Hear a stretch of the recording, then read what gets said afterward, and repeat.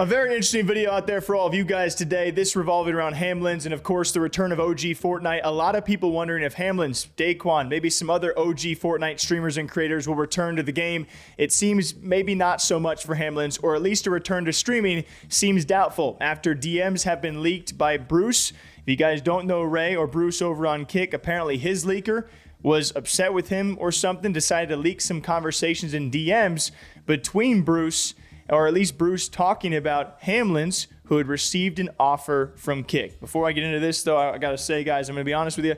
I like Hamlinz.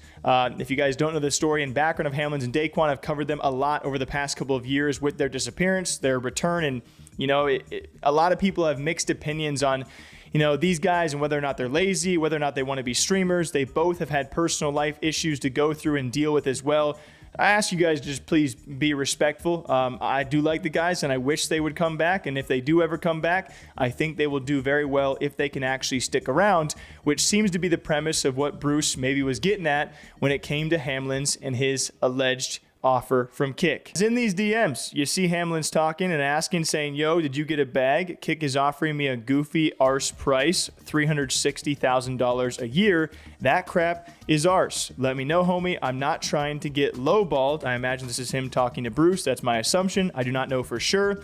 To which he says, yo, you got to be active, Brody. 100% I feel that. They said they can increase it, but I think I should just stream on Twitch for a few months before I accept something like that. And if that is an actual conversation with Hamlinz, you see the little cutoff at the top, it seems it might be. A lot of the responses here being $360K is apparently a bad offer, especially considering he's not been active for the past year or two. There's going to be a lot of debate back and forth on this, right? Obviously, for the average person out there, $360,000, that is a whopping sum of money.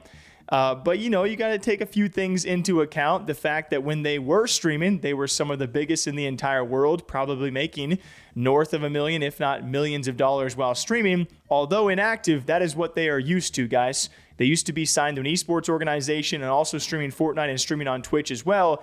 I can almost guarantee you they were making millions of dollars. I know what they were being paid by the organization, and it was more than what Kick is willing to pay them now for an entire year of streaming. I can understand. It's probably a tough come down. But it's also like Hamlinz in that same thing says, yeah, maybe I'll go to Twitch for a few months, and that would probably bump up his offer, which he is probably correct. And then, of course, you say, Bruce, you know, kind of going like, wow, like look at the egos, right? That $360,000 a year is apparently now goofy for people who have not been streaming for the past year or two. So I understand both sides, guys. Like it sounds like a crazy thing to say. You also got to look at the bigger picture of where these guys came from, but also they got to realize, hey, you haven't been an active streamer since like 2020. So $360K a year from Kick, hopefully they will bump it up. I do think that's kind of a steal for them if they are active streamers. But if you're Kick, you don't really realize what you're getting if you're going to sign someone like Daquan or Hamlinz, right? What are they to go off of? Your track record for the past few years, it just ain't too great. I don't want to focus too much on the DMs, but it goes to show you that some of those big offers that Kick is headlining, offering these streamers, some of it has been inaccurate, and maybe like people like Aiden Ross or Trainwreck has talked about, it's inflating not necessarily the egos, but the number of people are expecting Kick to pay them just to stream on their platform. You know, it seems to be kind of an issue. But at the end of the day, will Hamlinz return? It seems possible, and I'll focus on that because, again, I do like Hamlinz. I got no issues with him, and he does deserve a pretty good price if he's going to stream somewhere full time. I'm not going to knock him for saying $360,000 is an arse price, at least not too much, because that's still a whopping amount of money, right? But is he going to return? It seems like it might actually be a possibility, whether it's on Twitch or Kick, maybe be a money factor for the guy. And will he stick around this time? That is the whopping community question.